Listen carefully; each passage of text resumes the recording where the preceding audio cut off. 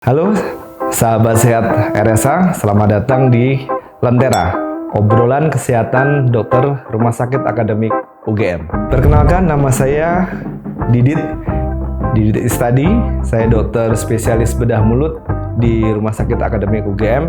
Saya ngambil konsultan di bidang pediatrik bedah mulut atau pediatrik oral and maxillofacial surgery.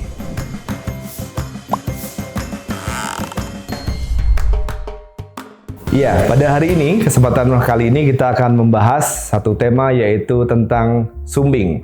Sumbing bibir dan sumbing lelangit yang ada di dalam mulut. Seperti kita ketahui bahwa sumbing atau yang kita sebut dengan celah, kalau dalam konteks hari ini kita ngomong tentang bibir sumbing, berarti memang ada celah di bibir. Dan juga demikian juga pengertiannya kalau ada di lelangit atau di langit-langit. Penyebab dari sumbing, ya bibir sumbing maupun langit sumbing sebenarnya tidak kita tahu dengan pasti untuk saat ini. Hanya saja kita dapat mengetahui proses penyebabnya, yaitu gagalnya bersatu waktu kita di dalam rahim atau pasien di dalam rahim di waktu proses kehamilan, ya gagalnya menyatu antara bagian wajah sebelah kanan dan sebelah kiri. Jadi kalau tidak bisa menyatu ada celah. Nah, kalau di bibir jadi sumbing di bibir. Kalau di langit-langit jadi celah di langit. Biasanya ini terjadi pada usia kehamilan 4 sampai 7 minggu. Ya, di mana di situ ada intervensi dari luar maupun dari genetik sendiri untuk mengganggu proses penyatuan sisi kanan dan sisi kiri dari wajah. Berkaitan dengan etiologi atau penyebab bibir sumbing tadi, hal-hal yang biasa menyertai atau bisa mencetuskan terjadinya sumbing pada bibir maupun sumbing pada langit adalah intervensi pada saat kehamilan tadi ya, 4 sampai 7 minggu. Biasanya satu penyebabnya memang ada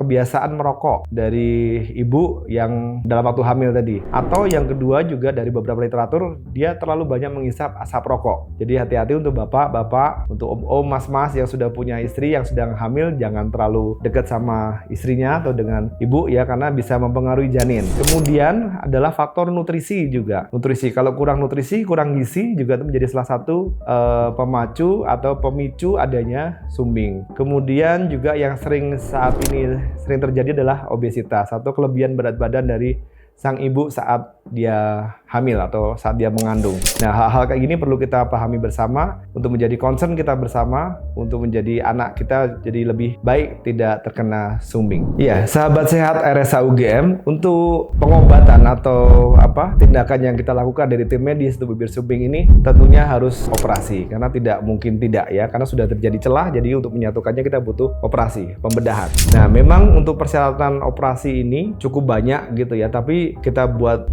simpel saja, karena operasi ini kan biasanya kita lakukan di saat-saat adik atau anak atau pasien ini di usia-usia awal. Tapi memang tidak bisa secara begitu lahir langsung kita operasi ya, tidak. Paling tidak sekitar 3 sampai 4 bulan. Atau sebenarnya teorinya adalah 10 minggu minimal usianya. Kemudian yang kedua adalah HB-nya atau hemoglobinnya dalam tubuh minimal di angka 10 dan berat badannya minimal di 5 kilo. Karena kalau kurang dari itu, resiko terjadi komplikasi operasi lebih besar. Jadi saya garis bawahi, kalau sudah terjadi bibir sumbing atau langit-langit sumbing, mau tidak mau harus dilakukan operasi. Ya, apa akibat kalau bibir sumbing tidak dilakukan operasi? Ya, seperti kita ketahui atau kita bayangkan bersama, mungkin Bapak, Ibu, atau sahabat sehat RSA bisa lihat di internet, di media massa sudah banyak. Dengan adanya celah di bibir terutama, itu akan sangat mengganggu untuk si penderita atau pasien bibir sumbing itu bisa mendapatkan susu, ya tidak bisa nyedot begitu ya. Kadang bahkan kalau dia nyedot, air susunya atau air yang dia minum bisa masuk ke hidung, makanya gampang tersedak. Akhirnya yang terjadi adalah sulit untuk si anak itu mendapat asupan yang baik, asupan nutrisi yang baik. Akibatnya akan terjadi malnutrisi. Ya, kalau jadi malnutrisi, ada kondisi yang tidak baik dari tubuh, akhirnya banyak hal-hal yang bisa menjangkit ya, dapat kena penyakit-penyakit yang lain begitu. Karena diawali dengan malnutrisi tadi. Ya, kalau kita berbicara tentang pencegahan agar tidak menjadi sumbing, sebenarnya memang agak sulit ya, dalam artian karena ada dua faktor penyebab utama tadi seperti yang kita bilang. Yang pertama adalah genetik, yang kedua lingkungan ya. Tapi satu hal yang kita bisa menarik garis lurus supaya kita berusaha tidak terjadi bibir sumbing adalah yang satu tadi, dalam waktu usia kehamilan kita harus benar-benar menjaga kehamilan itu, jangan sampai merokok, kemudian juga tidak mendekati sang ibu yang pas hamil, jangan mendekati area-area yang banyak asap rokoknya, kemudian juga asupan nutrisi yang bagus dia dijaga ibu ya, kalau pas hamil dijaga agar nutrisinya baik. Ya, melakukan kunjungan rutin ke dokter ya, ke dokter tempat ibu biasa memeriksakan kehamilan, begitu akan dipantau kan. Itu biasanya sudah ada status nutrisinya, status gizinya akan dipantau terus. Nah, untuk yang genetik ini yang agak susah dicegah karena genetik ini tidak pasti tapi bisa menaikkan kemungkinan kalau misalnya kita punya silsilah atau punya keluarga yang juga mengalami bibir sumbing.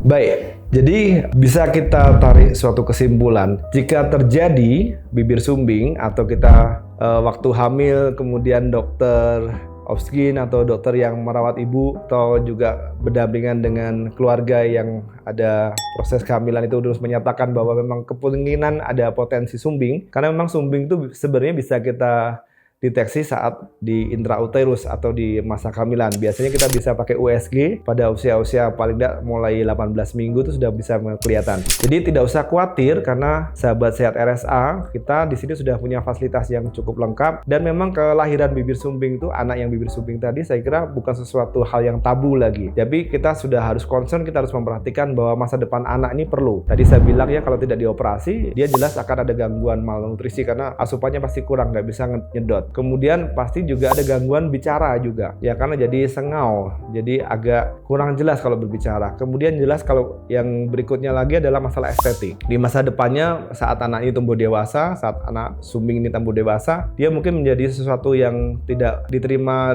di masyarakat umum ya, mungkin jadi bahan ejekan waktu teman-teman yang kecil gitu. Jadi kita harus concern itu, jadi segera periksakan, kemudian kita bisa operasi, kemudian hasilnya bagus. Memang kadang operasi bibir sumbing tidak mulus dalam artian tidak bisa dilakukan cuma sekali begitu ya, karena itu tergantung dengan estetik juga dengan masa penyembuhan si pasien berbeda-beda, tapi yang jelas ada pendampingan di sana. Kemudian setelah operasi pun kita tidak akan lepas begitu saja, akan kita pantau ya. Kita di sini juga punya skuadron yang kuat, kita punya tim clef yang kuat, mulai dari hamil kita punya dokter bedah mulut, ada bedah plastik yang bisa operasi, kemudian habis itu kita punya dokter gizi klinik, kita punya dokter anak, kita punya terapi bicara juga pembantu ya. Setelah umur tadi ya 3-4 bulan dioperasi, memang kalau dia ada celah di langit-langit juga akan ada operasi kedua untuk menutup langit-langitnya. Biasanya operasi kedua tadi kita lakukan sebelum umur 2 tahun. Karena kalau sudah lebih dari 2 tahun biasanya pola bicara anak itu sudah terlanjur, sudah baku, jadi agak susah untuk memperbaiki pola bicaranya meskipun sudah dioperasi. Dan yang ketiga, memang ada operasi yang ketiga nanti adalah gnatoplasti, adalah penyambungan dari si tulang sendiri. Tapi biasanya ini umurnya nanti setelah umur 6-9 tahun lah, kurang lebih seperti itu. Jadi